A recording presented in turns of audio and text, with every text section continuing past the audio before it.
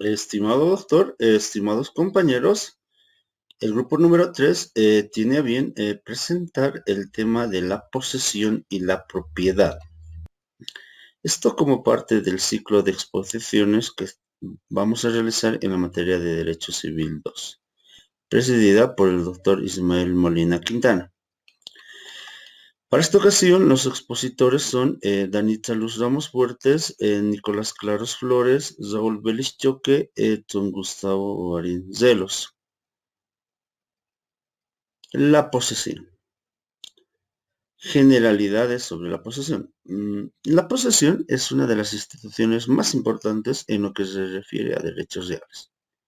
Y esto a razón de que de ella dependen de la posesión muchos casos de adquisición o pérdida de derechos, especialmente aquellos referidos con la propiedad, que es vital en esta materia de derecho civil y que las personas individuales y colectivas luchan por la cual las personas colectivas o individuales luchan a lo largo de sus vidas. La posesión vamos a entender en primera instancia como el acto de poseer o tener una cosa corporal, con el ánimo de conservarla para sí o para otro. Por tal razón, poseer es tener una cosa en nuestro poder para usarla, gozarla y aprovecharla. El legítimo propietario de un derecho real hace respetar inicialmente su derecho por intermedio de la posesión, que es el elemento esencial de esta institución del derecho civil. Y en este caso, en el caso de perderla, tiene derecho a que se le restituya, con el objeto de hacer respetar su derecho e interrumpir la posesión de alguna contraparte. La posesión de una cosa hace presumir la posesión de las cosas accesorias, es decir, que por simple razón lo accesorio sigue lo principal. Por tanto, por ejemplo, si una persona posee un bien inmueble, en este caso una casa, es obvio y se presume de que todos los muebles que están dentro de la casa también son poseídos por la misma persona, ¿no? En forma resumida, vamos a decir de que poseer es tener la cosa mueble o inmueble en nuestro poder, ¿ya? Para usarla, gozarla, aprovecharla, como mejor nos parezca. Empero, que debe quedar claro lo siguiente, ¿no? Que la posesión no requiere una permanente aprehensión a la cosa física, ¿ya? ¿Qué quiere decir esto? Que una persona puede tener varias cosas. Por ejemplo, varias casas en diferentes lugares, aunque esté ausente de uno de ellos, ¿no? O de varios de ellos. Posiblemente a varios kilómetros o a una distancia considerable. En este sentido, puede uno ser el poseedor de la cosa mediante la representación de alguien, ¿no? ¿Eso qué quiere decir? ¿O cuándo sucede esto? Cuando uno alquila o presta una cosa a una tercera persona. Sí, bueno, pasamos. Etimología de la palabra posesión. El término deriva de la voz latina possessio, que a su vez proviene de posidere, palabra compuesta del verbo sedere y del prefijo pos, que significa poder sentarse o fijarse. De acuerdo a esta etimología, los romanos entendían de que la posesión es un estado de hecho, por medio del cual una persona tiene una cosa en su poder y se dispone o dispone de ella según su voluntad, como lo haría el propietario. A continuación, vamos a definir lo que es la posesión.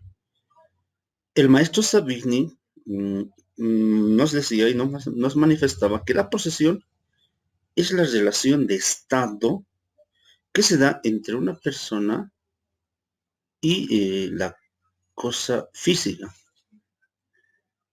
actual, inmediata y exclusiva, de ejercer actos materiales de aprovechamiento sobre una cosa, teniendo como elementos constitutivos el ánimos y el corpus. Eso es lo que nos decía el maestro Sabini. En contraposición al maestro Sabini, el maestro Herin manifestaba que para que exista posesión, simplemente bastaba la relación material con la cosa, acompañada de la intención de querer mantener esa relación. De esta manera, el maestro Herin planteaba de que la posesión no requiere de ninguna clase de ánimos, ya que lo único valedero y verdaderamente cierto es aquella voluntad de mantener la relación con la cosa, siendo esta relación el contacto físico directo entre el sujeto y la cosa. En estas definiciones que vamos dando también aparece el maestro Osorio, que nos dice que la posesión es la tenencia por alguna persona y una cosa bajo su poder, con esta intención de hacer ejercicio del derecho de propiedad, ya sea que se actúe por sí mismo o por otro, ¿no? En este catálogo de definiciones que vamos dando también aparece el maestro Raúl Romero, el cual define a la posesión como un poder de hecho.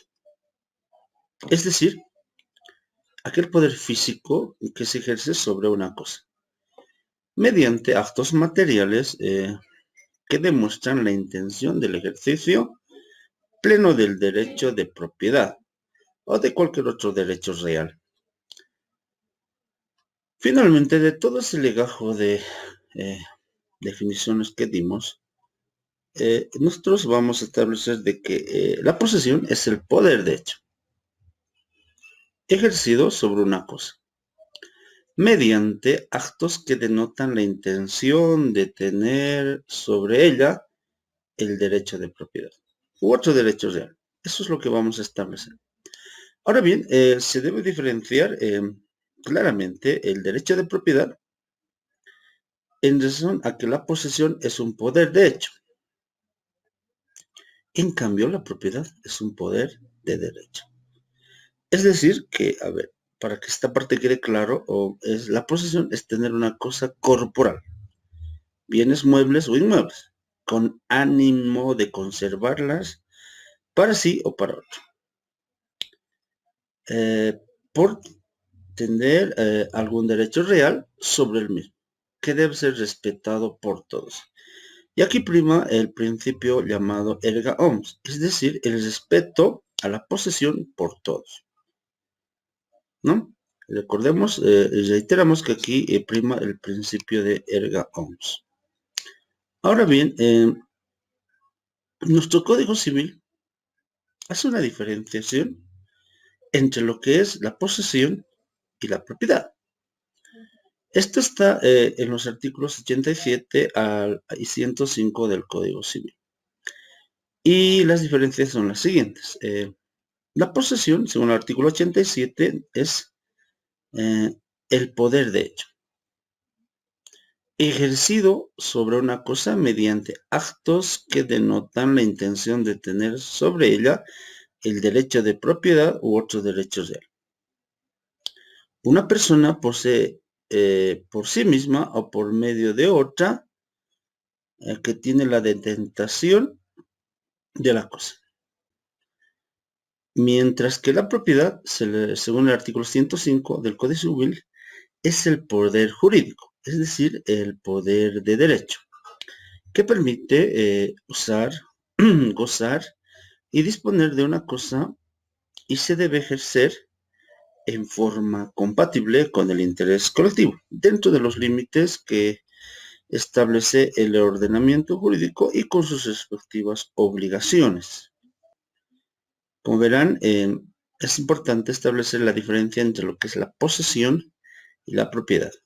Y esto, reiteramos, está establecido en el Código Civil en los artículos 87 y 105. Bien, a continuación vamos a hablar de lo que es la posesión y la detentación.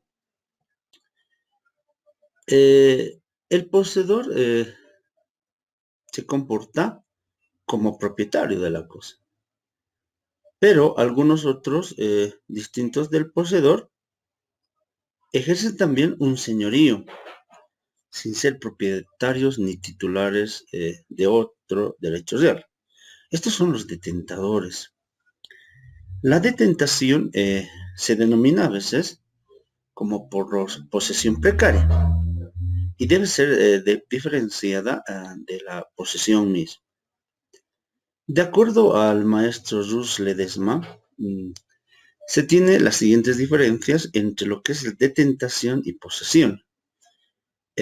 Posesión, en uno de sus primeros elementos diferenciadores, es de que nace como un poder de hecho, mientras que la detentación nace como un poder de derecho. Ahí está una primera diferencia entre lo que es posesión y detentación. La posesión, en sentido estricto, se ejerce sobre la cosa ajena, mientras que también la detentación también eso es algo que se ejerce sobre una cosa ajena, ¿no? Los elementos de la posesión son dos, el corpus y el animus, mientras que la detentación solamente tiene un elemento, que es el corpus. La posesión tiene un efecto principal en la adquisición de la propiedad, que es la usucapión. Mientras que en la detentación no procede ningún efecto jurídico con el paso del tiempo, a diferencia de la posesión y la usucapión. Finalmente, se tiene el animus possidendi, o ánimo de poseer, perdón. Mientras que en la detentación, si bien se tiene el animus detinendi, o el ánimo de detentar. Estas diferencias entre lo que es la posesión y la detentación son elementos sustanciales y claves para entender este tema de la propiedad, la posesión y la detentación. A continuación, vamos a hablar de las características de la posesión. La posesión debe poseer las siguientes características. Primero, debe ser pública, es decir, no debe ser clandestina ni oculta. Y esta se debe ejercer ante el público en general, para que así surta efectos legales, para que puedan oponerse terceros. Para utilizar o disfrutar de la cosa, esta debe ser de manera visible, sin ocultamientos ni escondidas, evitando que quien tenga interés de interrumpir la prescripción pueda conocerla. Posteriormente, otra de las características de la posesión es que debe ser pacífica. Es decir, que no debe mediar fuerza o violencia en la detentación de la cosa o el disfrute del derecho. Definitivamente que si la posesión adquirida o mantenida por medio de la fuerza o la violencia no permite la adquisición del derecho. ¿Ya? Otra de las características es que debe ser exclusiva. Es decir, que no debe existir dos poseedores de una misma cosa.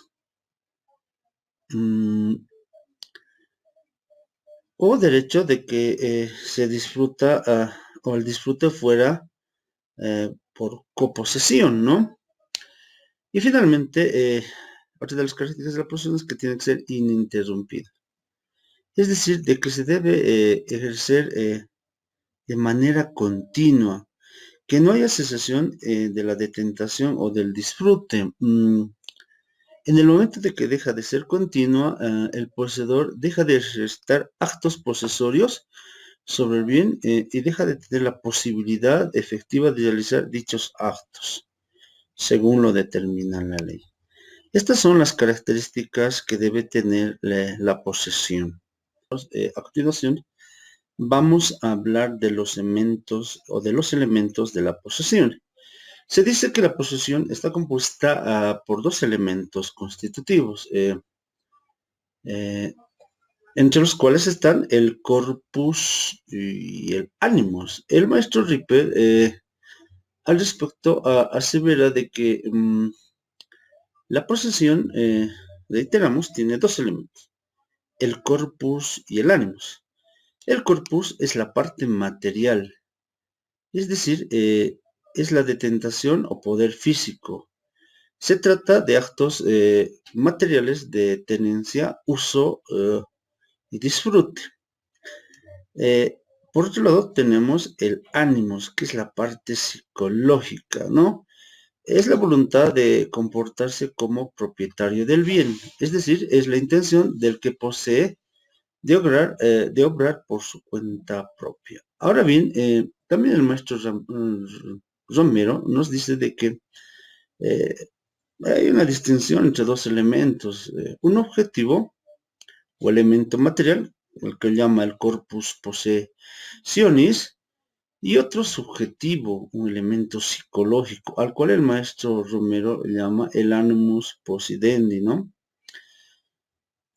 De todo lo anteriormente manifestado, podemos decir de que existe una conexión entre lo que es el corpus possessionis y el animus possidendi.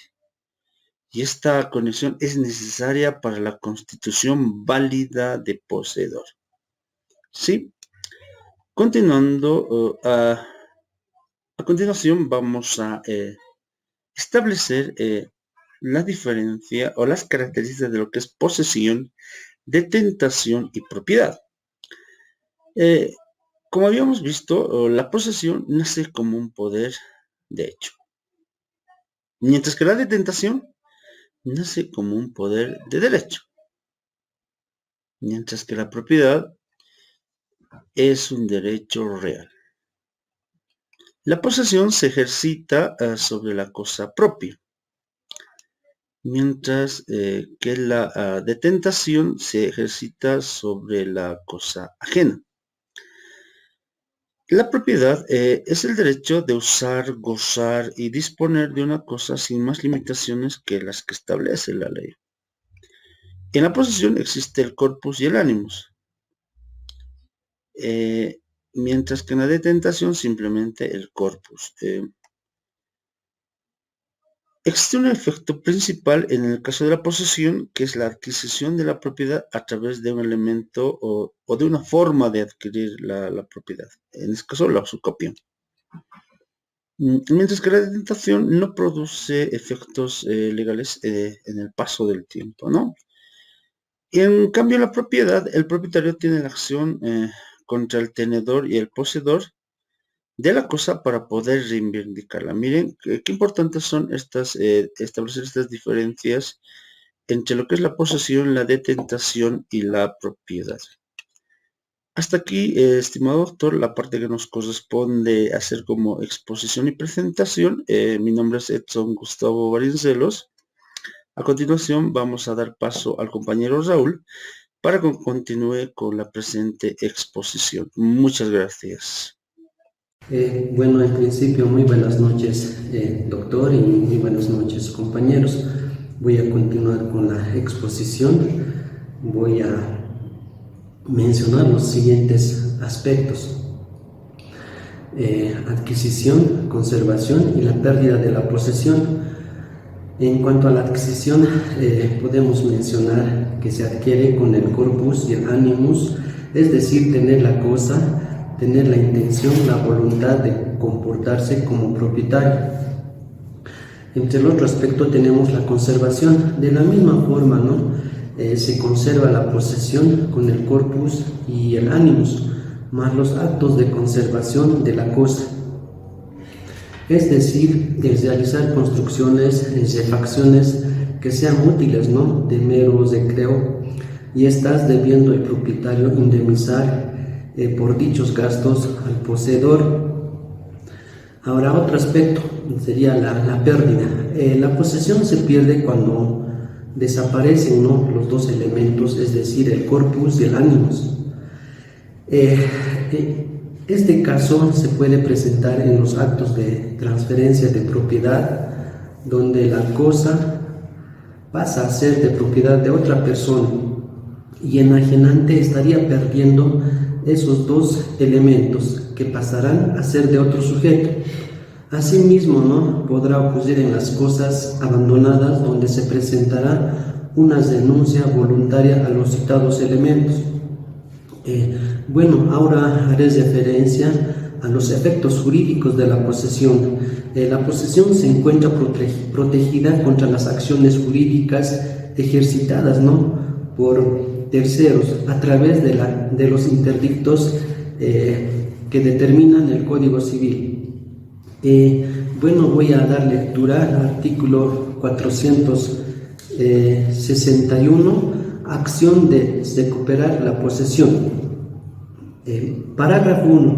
Todo poseedor de inmueble o de derecho real sobre inmueble puede entablar dentro del año transcurrido desde que fue despojado demanda para recuperar su posesión contra el despojante o sus herederos universales, así como contra los adquirientes a título particular que conocían el despojo. Parágrafo 2. La acción se concede también a quien detenta la cosa interés propio.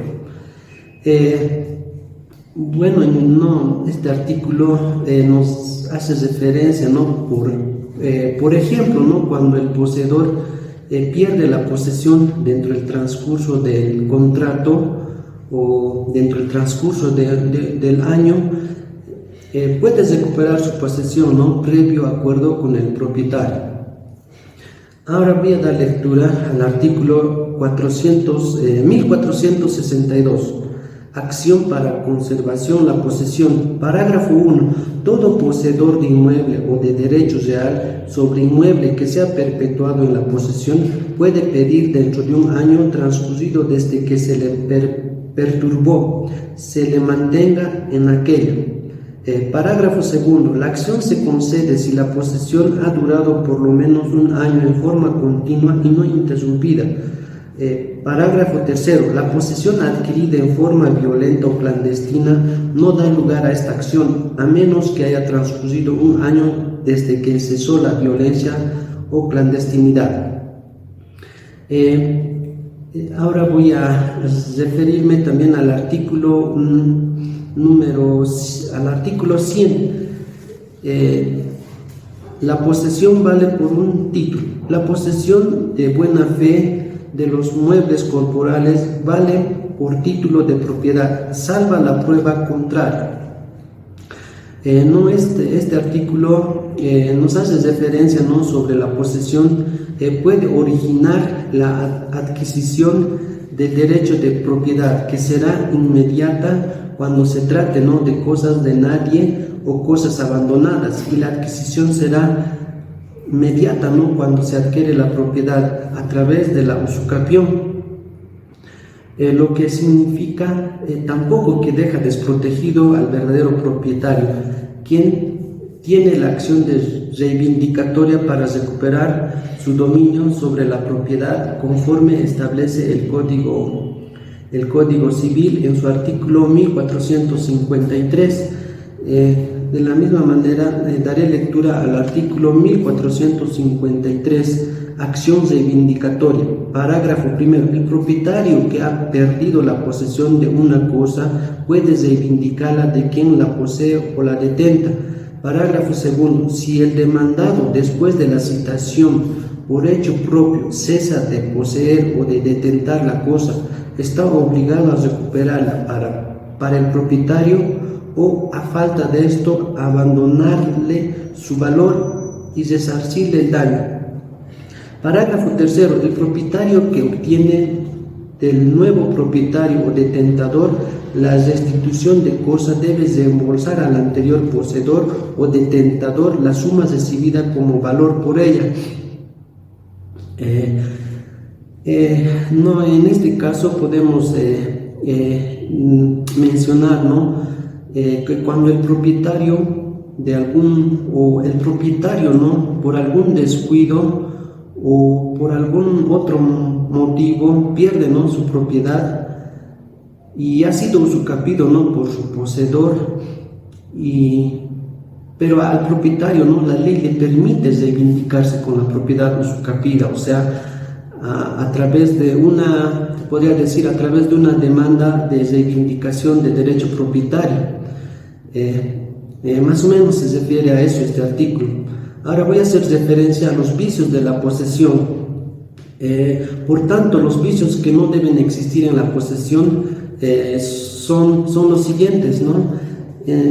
Entre ellos tenemos la discontinuidad, es decir, ¿no?, la posesión debe ser continuada, no debe existir vacíos en el tiempo, es decir, no puede existir interrupciones de tiempo en la posesión, porque lo contrario haría la usucapión inviable.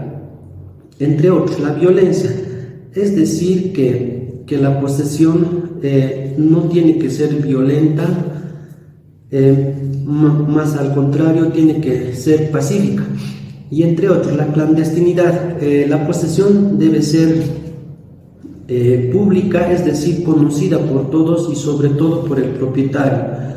La equivocidad, no debe existir error en la superficie que está poseyendo, que generalmente se produce en las propiedades en lo proindiviso, donde uno de los copropietarios posee erróneamente la parte que no le corresponde. Esto podríamos decir, ¿no?, que esto ocurre, ¿no?, en los terrenos que tienen varios dueños o como se dice proindivisos, en donde uno de los dueños puede sobreponerse, ¿no?, sobre el otro vecino, más o menos refiere a eso esta parte de la equivocidad. Bueno, ahora haré referencia a los efectos de la posesión. Percibir los frutos. El poseedor de buena fe tiene derecho a percibir los frutos, ¿no?, porque ha actuado pensando que tenía derechos a los mismos, pues creía ostentar un justo título. Por lo tanto, el poseedor de buena fe hace suyos los frutos naturales percibidos y de la misma manera los frutos civiles. Ahora haré referencia al reembolso de los gastos por la restitución de los frutos. El poseedor de buena fe siempre tiene derecho a la restitución o compensación económica por los frutos que no ha podido percibir, pero que en cierta manera o forma han ayudado o han colaborado para que el propietario disfrute de los mismos. Entre otros efectos tenemos el reembolso del poseedor de buena fe por las mejoras y ampliaciones, con referencia, ¿no?, a las mejoras necesarias realizadas por el poseedor de buena fe, son reembolsables e indemnizables, porque son de manifiesto provecho para cualquier poseedor de la cosa y en muchos casos necesarios y útiles para el mantenimiento del bien y que han aumentado de valor económico del bien, que no puede ser desconocido o descartado esta situación por el propietario. También tenemos el derecho de retención del poseedor de buena fe. Debemos partir del principio que el derecho de retención por el pago de mejoras y otros gastos que se han mencionado en los dos puntos anteriores solamente los tiene el poseedor de buena fe. Por lo tanto, no tienen el derecho de retención el poseedor de mala fe, porque jamás se puede premiar a las personas que actúan en contra de la ley. Bueno, ahora voy a referirme a la posesión de buena fe y a la posesión de mala fe. La posesión de buena fe, cuando el poseedor por ignorancia o error de hecho se persuadiere, ¿no?, de su legitimidad, es decir, que el poseedor es refutado de buena fe cuando cree haber adquirido del verdadero propietario o titular la cosa o el derecho que ostenta. La posesión de buena fe nunca es viciosa. La posesión de mala fe, cuando el poseedor sabe o conoce que no tiene derecho a la misma o no tiene el título suficiente para ostentar esta calidad, puede poseer el corpus pero le falta el animus. Este tipo de posesión no es válida para adquirir derechos y menos para producir efectos. A estos son muy limitados, siendo de los inmuebles cuando se ha adquirido, ¿no?, por la violencia o por la clandestinidad. Bueno, ahora daré referencia a los...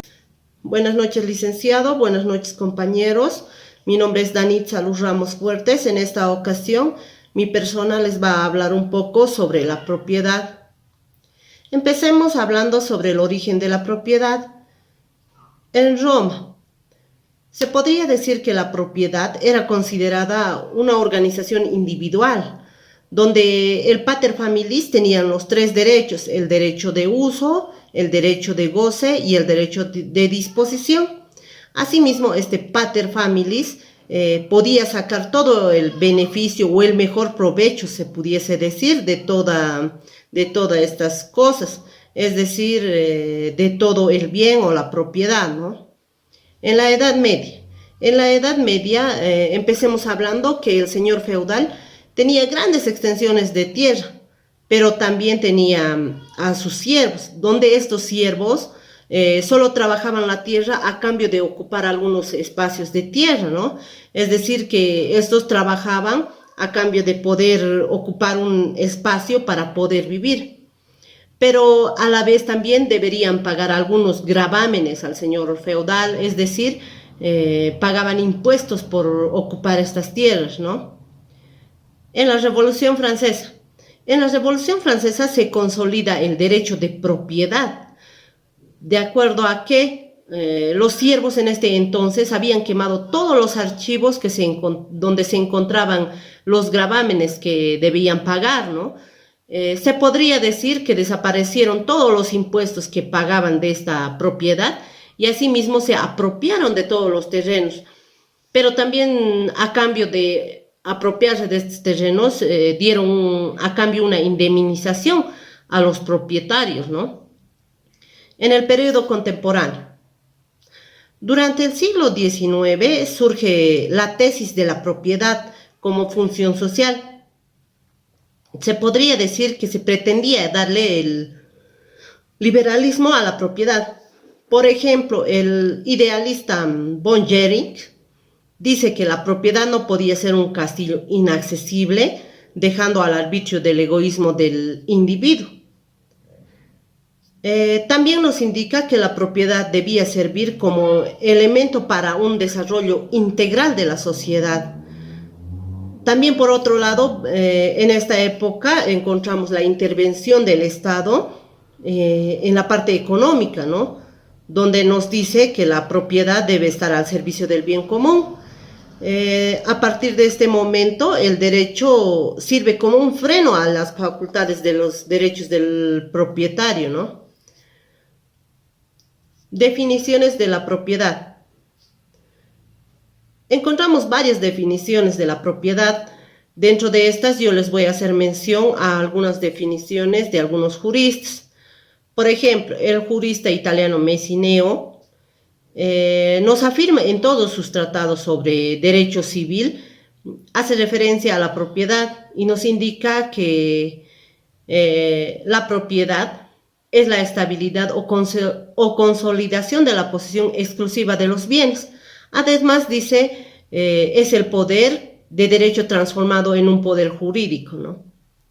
Por su parte, Morales Guillén nos habla también de la propiedad y nos indica que la propiedad es el sistema más satisfactorio para organizar la distribución de la riqueza material en las necesidades cuya vida económica está organizada sobre la base familiar y en las cuales la simple familia u hogar constituyen la unidad normal de la actividad económica, ¿no?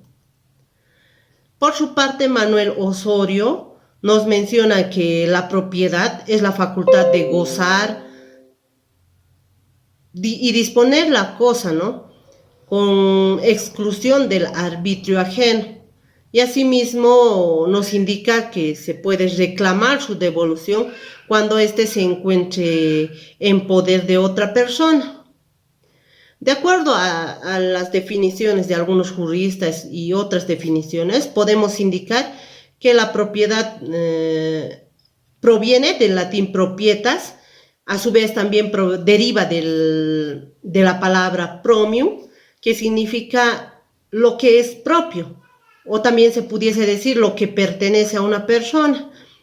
Desde esta perspectiva podemos decir que la propiedad es el derecho subjetivo que se otorga a su titular, el de poder gozar, el de poder usar, gozar y disponer exclusivamente de esta cosa. Ahora, nuestro Código Civil, en su artículo 105, nos hace referencia a la propiedad. Y en su parágrafo 1 nos indica que la propiedad es un poder jurídico que permite usar, gozar y disponer de una cosa, y debe ejercerse en forma compatible con el interés colectivo, dentro de los límites y con las obligaciones que establece el ordenamiento jurídico. Ahí nos dice bien claro, la propiedad es un poder jurídico que permite al propietario, ¿no?, poder usar, gozar y a la vez disponer de la cosa. También nos dice que dentro de los límites de la propiedad existen las obligaciones que están establecidas en nuestro ordenamiento jurídico, ¿no? Derecho de propiedad. El derecho de propiedad podemos decir que es el derecho más completo. Este derecho completo es el más amplio que se puede tener sobre la cosa. Asimismo, donde esta cosa se halla sometida a la voluntad y exclusividad y a la acción del propietario. Es decir, que el derecho es exclusivo porque solamente una persona, en este caso el propietario, tiene toda la dominabilidad absoluta sobre la cosa. Asimismo, indicaremos que la propiedad está integrado por 3 facultades o derechos. El derecho de uso sobre la cosa. El propietario tiene el derecho a servirse de la cosa para sus intereses, ¿no? Pero siempre y cuando estos no violen las normas legales que están establecidas en nuestro ordenamiento jurídico, o también que no cause algunas lesiones a los derechos de los otros propietarios, ¿no? También tenemos el derecho de goce sobre la cosa. Nos hace referencia a que el propietario tiene el derecho de aprovechar y disponer los frutos que produzca esta cosa, ¿no? También podemos decir que el propietario de una cosa es también propietario de todo lo que genere y produzca esta cosa. También tenemos el derecho de disposición sobre la cosa.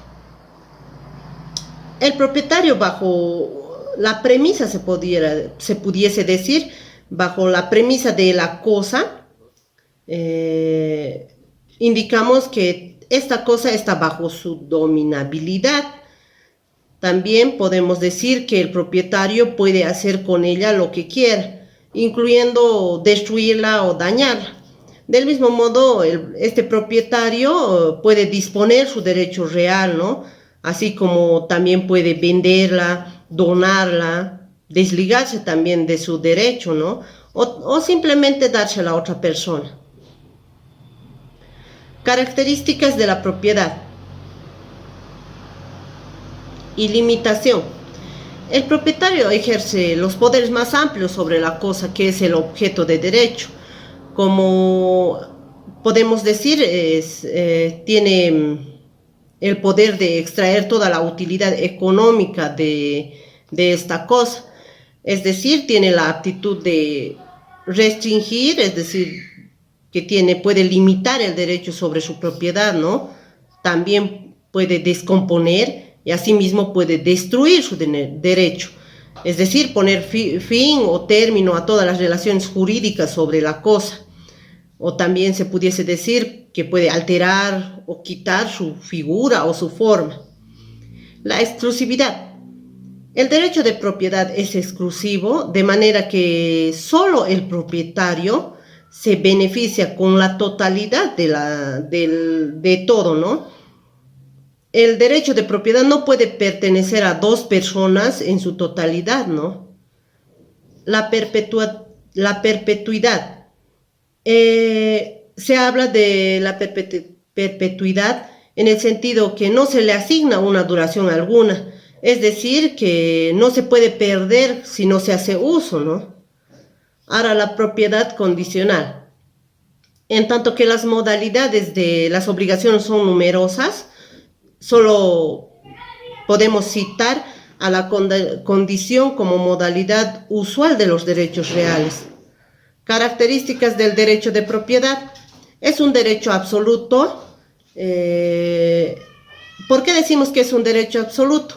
Porque es oponible a todos los demás, los cuales tienen la obligación del derecho de respetar al titular de la cosa.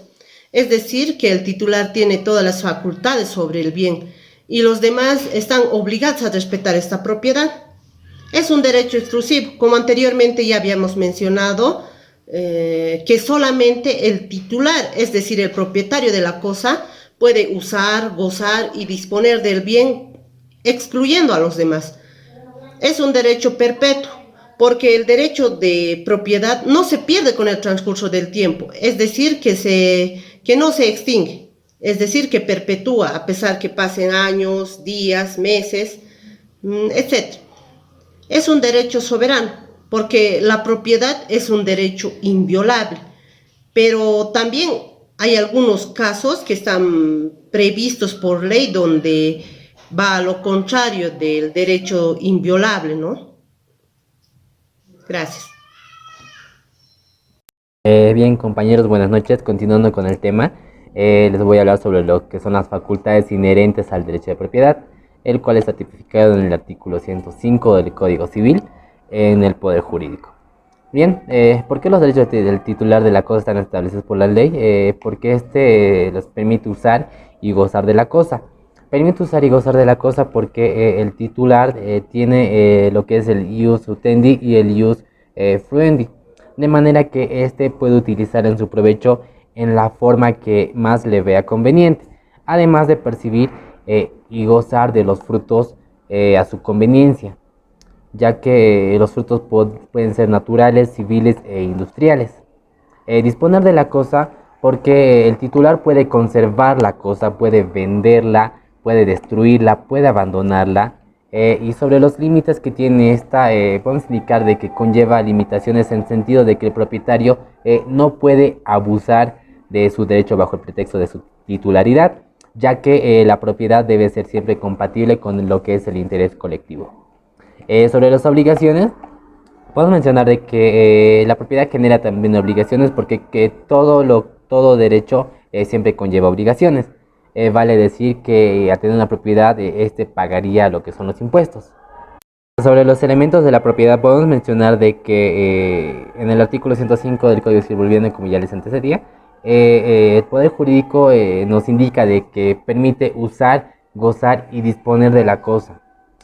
Por tanto, los elementos de la propiedad serían el derecho a usar, que es el derecho propietario de usar la cosa, o ius utendi, como les mencionaba, el derecho de gozar, que tiene el derecho propietario de percibir las rentas y sus frutos si la cosa es fructífera, que sería el ius fruendi, el derecho de disponer del bien, el derecho de conservarla, donarla, destruirla o incluso abandonarla, que es el ius abutendi, el derecho de poseer, que el derecho a la facultad que tiene el legítimo propietario reclamar la propiedad de la cosa junto con la tenencia de la misma, que es el ius possendi. Fíjense, la propiedad en la condición política del Estado nos menciona en su artículo 56 que toda persona tiene derecho a la propiedad privada, individual, colectiva, siempre y cuando ésta cumpla una función social. Parágrafo 2, que se garantiza la propiedad privada siempre que el uso que se haga de ella no sea perjudicial al interés colectivo. El parágrafo 3, de que se garantiza el derecho a la sucesión hereditaria.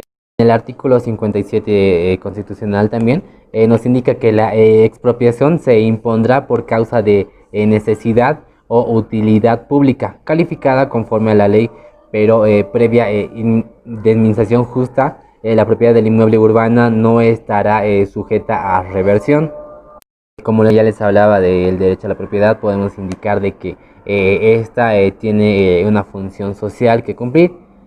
Por tanto, la propiedad es el derecho real más completo y pleno que se puede tener sobre una cosa, pero no es absoluto, ya que una función social lo legitimita y dignifica, la cual se señala en el Código Civil, en el artículo 106, sobre la propiedad.